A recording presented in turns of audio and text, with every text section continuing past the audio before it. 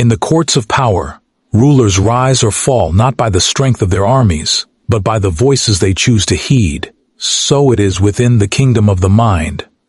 When you sit in silence, believing yourself to be deep in thought, you are not the master but the listener. The true question is this: to whom are you lending your ear? To wisdom or to ruin?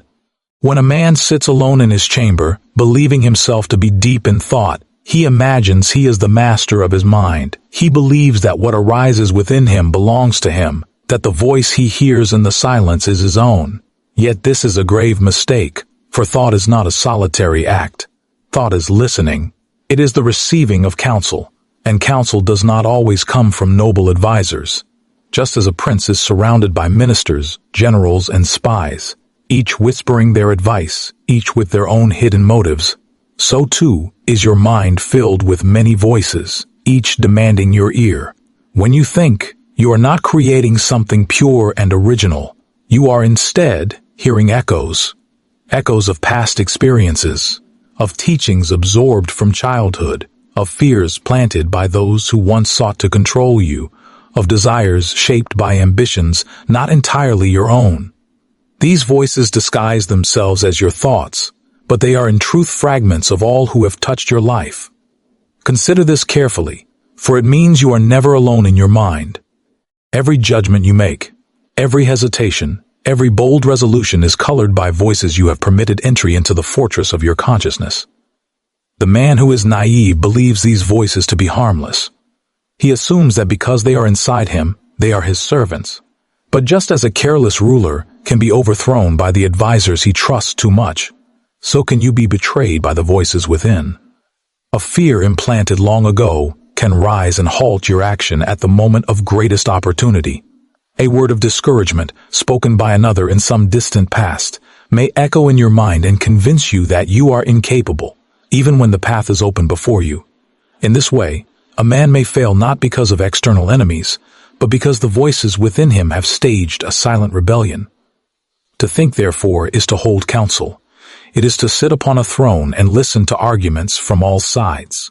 One voice may urge caution, another will cry for boldness, yet another whispers despair, while ambition beats its drum louder than all.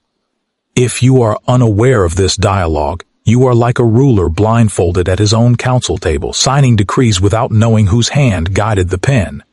The result is chaos, hesitation, and the slow erosion of your will. What separates the strong from the weak is not the absence of these inner voices, but the recognition of them. A wise man does not mistake all counsel for truth. He questions, he examines, he asks, who speaks here? Is this the voice of wisdom or the lingering shadow of fear? Is this the counsel of my highest aim or the temptation of weakness disguised as reason? When you begin to think in this manner, you uncover the reality. That thought is a battlefield of persuasion, and you must decide whose word carries weight. Do not believe that, because a voice is loud, it deserves to be obeyed.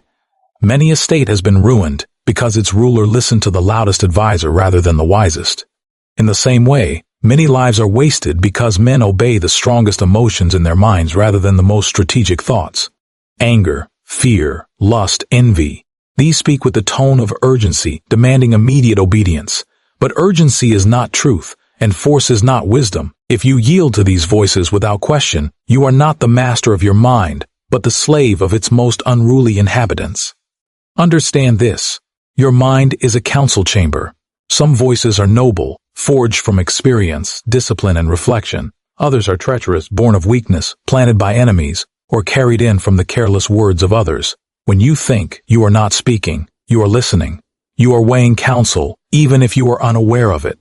The man who recognizes this holds an advantage, for he can begin to silence, to dismiss, to elevate. He learns to choose which voices remain and which must be cast out. Without this awareness, he is a puppet pulled by unseen strings, a ruler who believes he governs, while in truth he is governed. This is why it is said that most men are not free. They mistake the noise in their heads for their own command, never realizing they are merely listening to a counsel they did not choose. Their fears speak, and they call it caution. Their doubt speaks, and they call it realism. Their weakness speaks, and they call it humility. Thus, they are deceived by the very voices they serve. If you wish to understand power, do not first look at the throne of kings or the armies of nations. Look instead at your own mind, for the battle for sovereignty begins there. Within the walls of your skull sits a court of voices, each of them pressing its case, each seeking influence over your decisions. To mistake these voices for your own is to forfeit authority before the war has even begun. The man who does not recognize who speaks in his head is no ruler at all. He is a subject, and worse, a subject who believes himself king. Consider the ruler of a state who gathers his ministers. One advises him with loyalty, another with deceit. A third serves his own secret master while pretending allegiance. If the ruler cannot distinguish between them, if he takes all words as equal, he will act blindly, and his reign will soon collapse. So it is with you. Every thought that rises in your mind is not your ally. Some are loyal, born of wisdom and genuine experience. Others are traitors, planted long ago by voices of fear, voices of jealousy, voices of small-minded men who could not bear to see you rise higher than they. To listen to such thoughts as if they were your own is to give the keys of your kingdom to those who would see it ruined. There is a cruel truth here, one that most men cannot bear. Your enemy may already live inside you, and he speaks with your own tongue. You may hear him when you are about to take bold action. He whispers of failure, of humiliation, of risk too great to bear. You may hear him when you seek to elevate yourself, telling you that greatness is arrogance, that ambition is dangerous, that comfort is safer than glory. These words may feel natural because they arise in your own mind, but recognize them for what they are. Saboteurs clothed in familiarity. The man who cannot tell the difference between his true counsel and his inner enemy will live enslaved to shadows. But here lies the secret of power, recognition. To recognize who is speaking in your head is the first act of sovereignty. When you begin to name these voices, when you can say, this is fear speaking, not truth, or this is the echo of an old failure, not the law of the present, you take the crown from the impostor's head and place it upon your own. For the ruler who knows his ministers by name cannot be deceived by them. He sees their motives, he understands their strategies, and he decides which voice will shape his command. In the same way, you must learn to separate your inner counsel, not by silencing all voices, but by judging them. Power is not gained by banishing voices, for that is impossible. No ruler rules without advisors, and no man thinks without influences. Rather, power comes from discernment. To know who speaks and why they speak is to transform the chaos of inner chatter into an ordered counsel. From this order arises clarity, and from clarity command. If you mistake the voice of fear for wisdom, you will act with cowardice while believing yourself prudent. If you mistake the voice of desire for strategy, you will pursue pleasure while calling it progress. If you mistake the voice of weakness for humility, you will shrink from your rightful station while imagining yourself noble. All these errors are born not from lack of intelligence, but from lack of recognition. Do not underestimate the cunning of the inner enemy. He does not come to you as an obvious foe. He comes clothed in reason, cloaked in the familiar garments of your own language. He tells you stories that seem convincing because they align with your past. He convinces you to delay when the time is ripe, to surrender when resistance would have secured victory, to doubt yourself when certainty is required.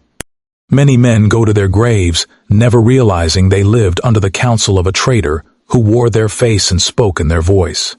If you wish to master your destiny, you must become as the ruler who learns the names, the loyalties, and the ambitions of each advisor at his table. When you hear the voice that says, "You cannot," you must not simply obey. You must ask, "Who speaks here?" When you feel the impulse to retreat, do not assume it is wisdom. Ask whether fear has risen to seize control. When you feel the urge to indulge, to drift, to waste time, ask whether laziness has been allowed a seat at the table. In these questions lies the beginning of mastery. The man who does not question his thoughts is like a ruler who believes every smiling minister serves him, when in truth, half the court conspires against him. Power, then, is not only in command of others, but in command of oneself. and command of oneself begins with recognition. To recognize who speaks in your head is to establish the order of your inner court. It is to know which voices to hear, which to doubt, and which to silence. Without recognition, you are ruled. With recognition, you begin to rule. A ruler is never without counsel, yet not all counsel deserves to be heard. The wise prince listens with discernment, separating what strengthens his reign from what would weaken it. In the same way, the wise thinker does not grant every thought in his mind the privilege of obedience. He understands that thoughts, like advisors, are many, but only a few are worthy of shaping his destiny. To think wisely, therefore, is not to listen to all voices equally, but to choose deliberately which ones to heed and which ones to silence. Consider the ruler who trusts every minister without question. He sits at his council table, nodding to each voice as though all advice were gold. One urges attack, another cries for peace, a third whispers betrayal. If the prince obeys all at once, he destroys his state through contradiction. But if he chooses poorly, listening to the coward when courage was needed, or to the reckless when patience would have secured victory, then ruin follows as surely as the night follows the day. So too is it with you. If you obey every thought simply because it arose in your mind, you will contradict yourself, weaken your will, and squander your strength. The wise thinker learns to divide his inner voices into two camps, those that sharpen him and those that blunt him. Voices of clarity, discipline, ambition, and strategic foresight belong to the first. They push him forward. They remind him of his higher aim. They give him the steel to endure difficulty. Voices of fear, laziness, envy, or doubt belong to the second. They drain his courage, erode his confidence, and scatter his focus. To allow both camps to speak with equal authority is to allow enemies into the war council. The ruler who does this is not wise, but foolish, for he arms those who would overthrow him. You must understand, your mind is not neutral ground. Every thought that enters carries weight, shaping the course of your actions. If you allow weakness to sit at your table, it will not merely whisper. It will spread its poison into every decision. A single drop of fear can delay a lifetime of ambition. A single seed of doubt can halt an empire before it rises. The wise thinker does not entertain such voices for long. He hears them, identifies them, and then discards them with the decisiveness of a ruler who knows that to hesitate is to lose. It is not enough to recognize which voices speak within you. Recognition without action is powerless. Once you have named the voice of fear, you must strip it of influence. Once you have identified the counsel of laziness, you must remove its seat at the table. A ruler who merely recognizes treachery but continues to allow the traitor into his chambers is no ruler at all. He is complicit in his own downfall. Likewise, you cannot permit destructive thoughts to rule your decisions, even if they sound convincing, for treacherous counsel often disguises itself in reason. Fear dresses itself as caution. Laziness disguises itself as patience. Weakness cloaks itself in humility. Only the discerning mind separates the mask from the reality. The man who chooses wisely which thoughts to obey builds an empire of discipline within himself. He is not swayed by every passing emotion, nor is he distracted by every fleeting desire. He listens as a ruler listens, attentive but cautious, never forgetting that not all who speak have his best interest at heart. This man grows stronger with each decision. For each time he discards weakness, he sharpens his strength. Each time he silences doubt, he reinforces confidence. Each time he dismisses laziness, he strengthens discipline. And with each victory in this inner council, his outer life becomes more ordered, more purposeful, more powerful. Yet look at the lives of most men, and you will see the opposite. They grant their inner enemies the authority of trusted ministers. Fear tells them to delay, and they delay. Doubt tells them to shrink, and they shrink. Envy tells them to resent, and they resent. Laziness tells them to rest, and they rest even when action was required.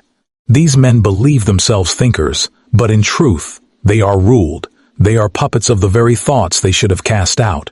And what becomes of them They grow old surrounded by regrets, knowing that their lives were not stolen by external enemies but by the weakness they chose to obey within themselves. The wise thinker knows that thought itself is a tool. It is not the master but the servant. He does not kneel before every word that arises in his mind. He compels his thoughts to serve his highest aim. He asks of each one, does this strengthen me, or does it weaken me? Does this counsel lead me closer to victory, or does it lure me toward defeat? By this simple judgment, he orders his inner world. And by ordering his inner world, he secures his outer one. Freedom is a word often spoken but rarely understood. Men believe freedom is to move as they wish, to act without restraint, to follow every impulse that arises within them. Yet such men are not free at all. They are captives. A man who obeys every voice in his mind, who bows to every impulse of fear, desire, or weakness, is no more free than a prisoner who walks the yard believing himself at liberty. True freedom is not the absence of restraint, but the mastery of it. True freedom lies not in obeying all your thoughts, but in commanding them.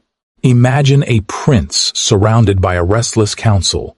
Each advisor urges him toward a different course. One demands war, another insists on peace. A third urges indulgence. A fourth whispers betrayal. If the prince obeys them all in turn, he is not ruling, he is ruled.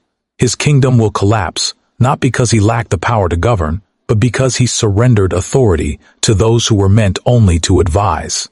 In the same way, a man who confuses freedom with indulgence collapses his own strength. He becomes the servant of whichever thought shouts the loudest. He believes himself free, but he is merely a puppet, dancing to the tune of his inner chaos. True freedom begins when you recognize that your thoughts form a council over which you must preside as ruler. They will argue, they will compete, they will attempt to persuade you, but it is you who must decide which voices shall remain and which shall be silenced. To master this council is to reclaim sovereignty over yourself. To fail is to live enslaved by forces that disguise themselves as your own will. Understand this, no man is born free. From childhood, voices are planted within us. Parents, teachers, peers, enemies, all leave their echoes in our minds. These echoes become advisors, some useful, others dangerous. By the time you reach maturity, your inner council is already crowded with influences that were not of your choosing. And unless you assert your authority, you will spend your life ruled by advisors you never appointed. What men call fate is often nothing more than obedience to voices they never questioned.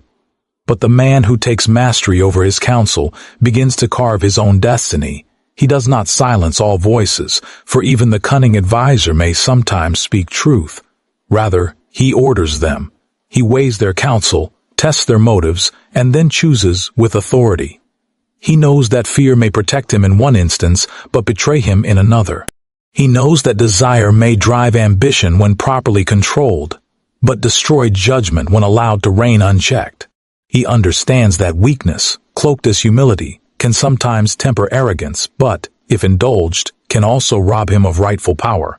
This ruler of the mind uses every voice as a tool, but he allows none to seize the throne. Consider the man who has not mastered his inner counsel. He is a slave of contradiction. He rises with ambition but retreats when fear speaks. He makes a promise to himself in strength, only to break it when weakness whispers. He reaches for greatness in one moment, then discards it for comfort in the next. His life becomes a cycle of advance and retreat, of desire and surrender, of confidence and doubt. Such a man may live many years, but he never lives free. His freedom is an illusion, and his destiny belongs to the loudest voice in his mind. But the man who commands his thoughts becomes unshakable. He is not free because he does whatever he wishes. He is free because he decides what to wish. He is not free because he obeys every impulse. He is free because he governs impulse. His mind is ordered like a disciplined state. His actions follow strategy, not chaos. His desires serve his ambition rather than sabotage it. His fears protect him without paralyzing him. His weaknesses are acknowledged but never permitted to command. This is the man who possesses true freedom, for he is the master of himself. And what is mastery of self, if not the foundation of mastery over the world? No man can rule others if he cannot first rule his own thoughts. No empire can be secured by a ruler enslaved to doubt. No fortune can be built by one enslaved to fear. No legacy can be created by one enslaved to weakness. The man who is free in the truest sense is the man who governs his council of thoughts with the discipline of a sovereign. He does not deny that the voices exist. He orders them, commands them, and forces them to serve his highest aim. This is the essence of true freedom, not indulgence, not surrender, not chaos disguised as liberty, but the deliberate mastery of the voices within, so that no thought governs without your command, and no inner advisor rises higher than the ruler himself. So you see, what we call thinking is never a solitary act. It is listening, it is counsel, it is the battlefield, where voices rise and compete for your obedience. Power belongs not to the man who allows all voices to rule him, but to the one who recognizes them, chooses wisely among them, and commands them with the authority of a sovereign. True freedom is not found in obeying every impulse, but in mastering which impulses may live and which must be silenced. To govern your mind is to govern your destiny, and he who fails to master this inner kingdom will find himself ruled, even in the illusion of liberty. If you're ready to rule the empire within, don't just watch, claim your throne. Subscribe now, and let no voice but wisdom command your future.